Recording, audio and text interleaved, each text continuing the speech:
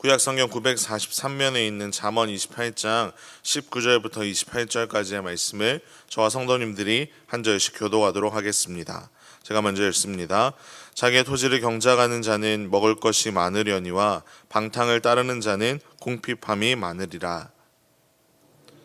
복이 많아도 속히 부하고자 하는 자는 형벌을 변하지 못하리라.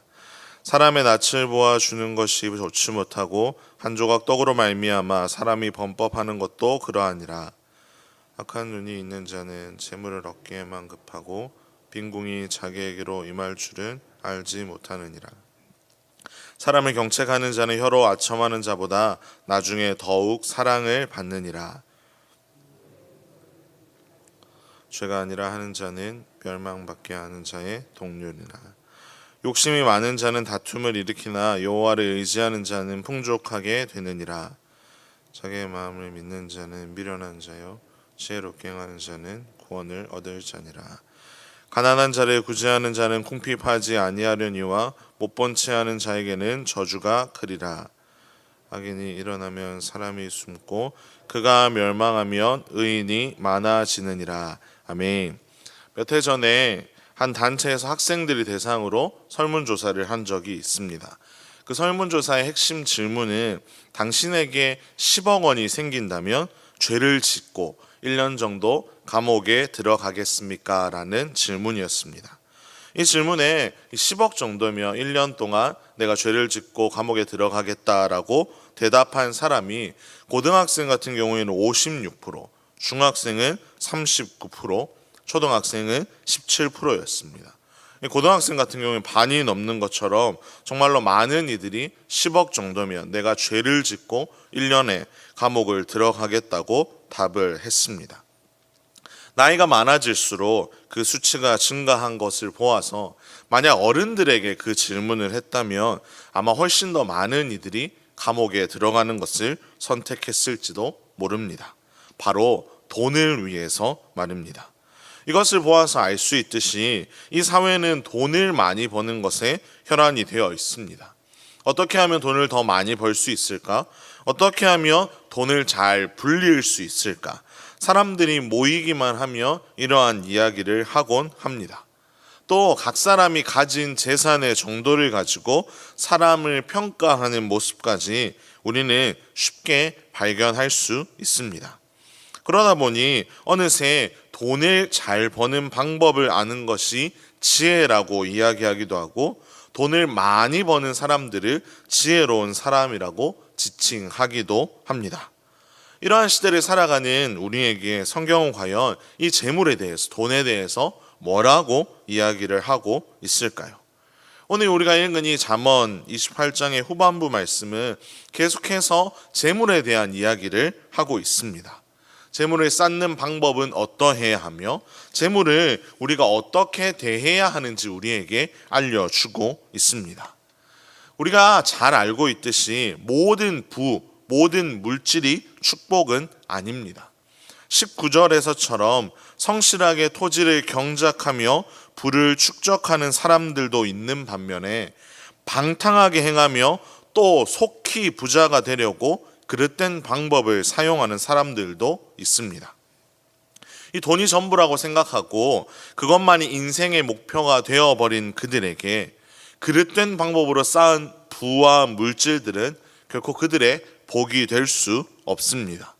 도리어 그 재물들은 그 사람을 끔찍한 길로 인도하게 될 것입니다. 또 24절에 기록된 것처럼 부모의 물건을 도둑질하고 욕심으로 인해 또 다른 이들과 다툼을 일으키는 것, 이것 역시 우리가 아주 멀리해야 할 모습입니다. 지켜야 할 아주 기본적인 원칙들을 무시한 채 사람보다 돈을 더 우선시하며 살아가는 것은 멸망의 길로 걸어가는 것이라고 22절은 명확하게 이야기하고 있습니다. 이렇게 우리가 주의해야 할 모습들에 대해서 이야기하는 것과 동시에 오늘 본문은 우리가 이 재물들을 어떻게 대해야 하는지도 쭉 이어서 나열하고 있습니다. 여러 개 구절인데요. 20절을 보시면 충성된 자는 복이 많다는 것, 23절을 보면 바른 길을 안내하며 꾸짖는 것이 더욱 사랑을 받는다는 것, 25절에 여호와를 의지하는 자가 풍족하게 된다는 것, 26절에 지혜롭게 행하는 자가 구원을 얻는 것, 27절에 가난한 자를 구제하는 자는 궁핍하지 않을 것까지 우리가 재물을 바르게 대할 때 우리의 삶에 부어지는 풍성한 복에 대해서 이야기하고 있습니다. 이것을 짧게 그 의미만 좀 살펴보면 이 충성이라는 것은 재물을 벌기 위해서 각자에게 맡겨진 일들을 아주 성실하고 바르게 감당하는 것을 의미합니다.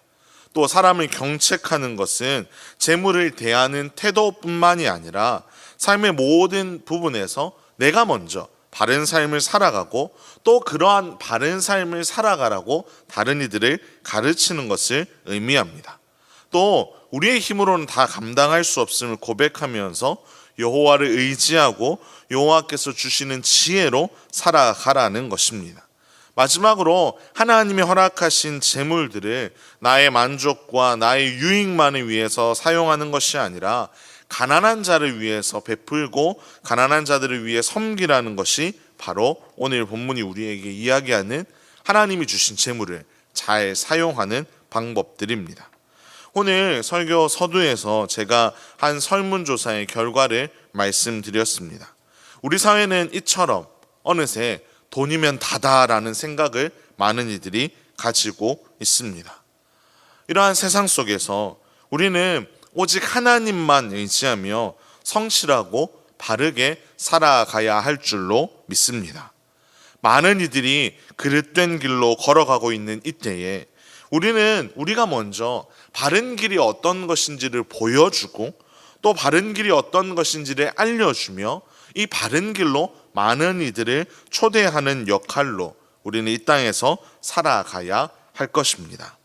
이 새벽에 주님의 전에 모인 사랑하는 성도 여러분, 하나님께서 허락하신 복들을 하나님의 질서 안에서 기쁨으로 누리며 살아가시기를 간절히 소망합니다. 동시에 우리가 하나님의 뜻이 아닌 하나님의 방법이 아닌 것들을 철저하게 우리는 배척하며 살아가야 할 것입니다.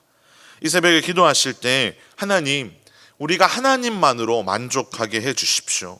하나님의 뜻 안에서 기쁨과 평안을 누리며 살아가게 해달라고. 많은 유혹 가운데 우리가 흔들리며 쓰러지는 것이 아니라 그 모든 유혹 속에서도 넘어지지 않고 하나님이 부르신 그 길을 바르게 걸어갈 수 있게 해달라고 기도하시기 바랍니다. 그렇게 하나님만 의지하며 지혜롭게 살아가는 우리의 삶에 하나님께서 날마다 하나님의 놀라운 복들을 풍성하게 허락해 주실 줄을 믿습니다.